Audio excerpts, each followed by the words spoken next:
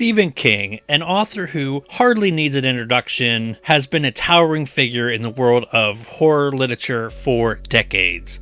Since his debut in the 1970s, his chilling narratives have not only captivated millions of readers, but have also been successful adaptations in some of the most iconic horror films and television series in the genre. King's influence extends beyond his written works, his name alone being a powerful marketing tool.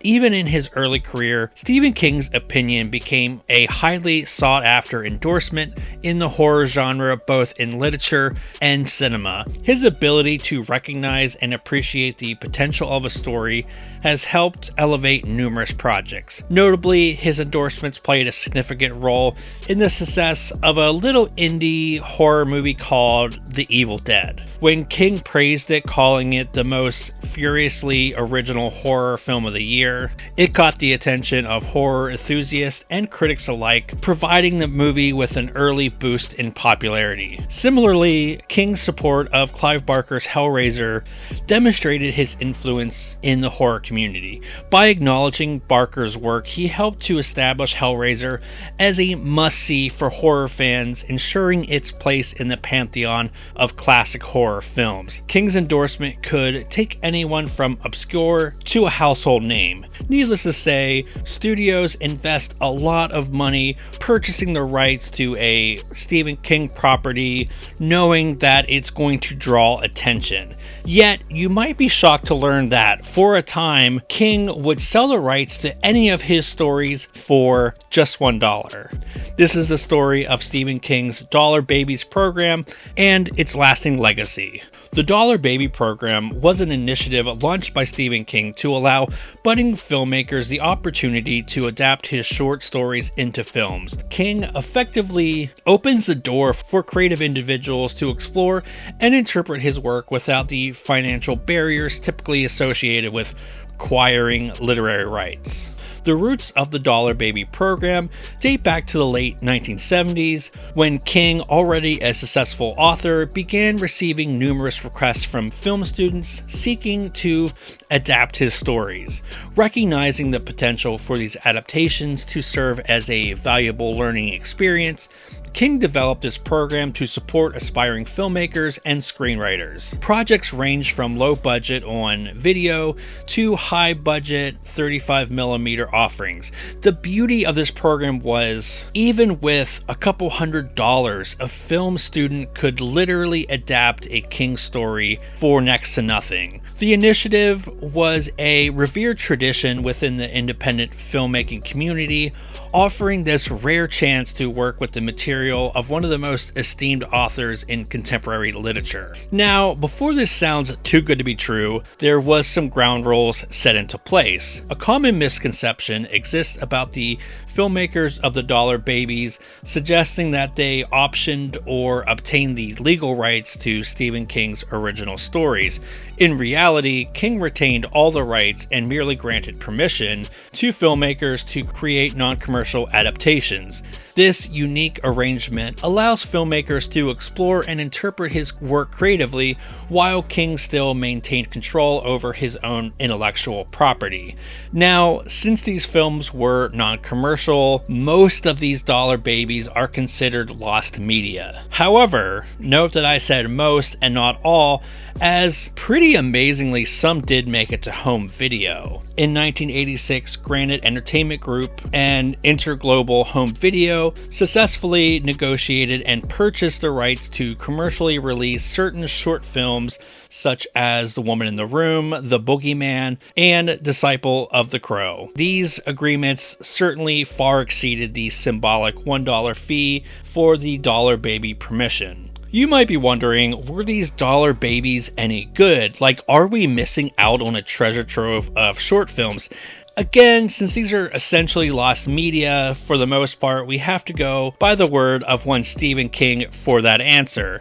And sadly, to quote the master of horror himself, many of these adaptations weren't so great. And, great is relative in this case, seeing how these were made largely by students still learning and honing their craft. This doesn't mean that the master of horror disliked all of these films. Examples of films that impressed King was an ambitious 18-minute adaptation of The Sundog, as well as The Woman in the Room, made by a virtually unknown at the time Frank Darabont. If one were to highlight the lasting impact and legacy of Stephen King's Dollar Babies program, you absolutely have to talk about Frank Darabont. Darabont is considered among the very first to take advantage of the Dollar Babies program, and pretty much the only director that really launched their career from it. Inspired as a kid by films like THX 117, Darabont always wanted to tell stories for a living. Working his way up, Darabont started as a PA on the cult classic Hell Night and found success with his first screenplay job, none other than A Nightmare on Elm Street Part 3, widely considered to be one of the best Elm Street movies. Whilst writing was a passion of Darabont, he wanted to direct. And being young and very ambitious, Darabont wrote King, expressing his desire to adapt The Woman in the Room. The short story was originally collected in Night Shift and tells a very personal and heartbreaking tale of a man's mother slowly dying a painful death from cancer. The story is based on King's own experience with his mother battling the disease. In an interview with Mick Garris, Darabont said, "I think probably he was fascinated by, of all the stories he's written, what the hell was some kid wanting to make a movie out of a very personal story."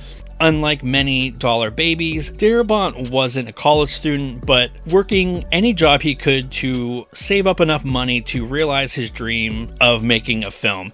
It took 2 years, but The Woman in the Room was finished. Clocking in at 30 minutes, The Woman in the Room is a controlled and somber look at dealing with a dying parent and having to make a horrific choice. Now, Darabont has been very vocal about not being happy with the short film.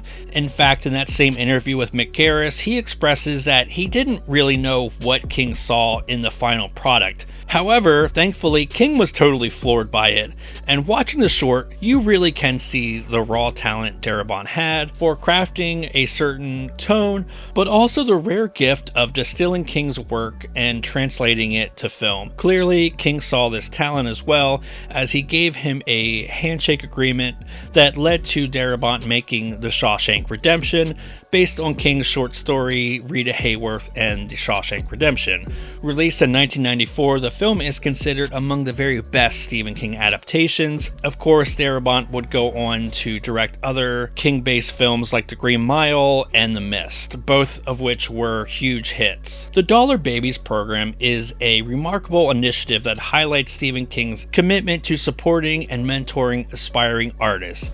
It stands as a beacon of opportunity in the often challenging and brutal world of filmmaking.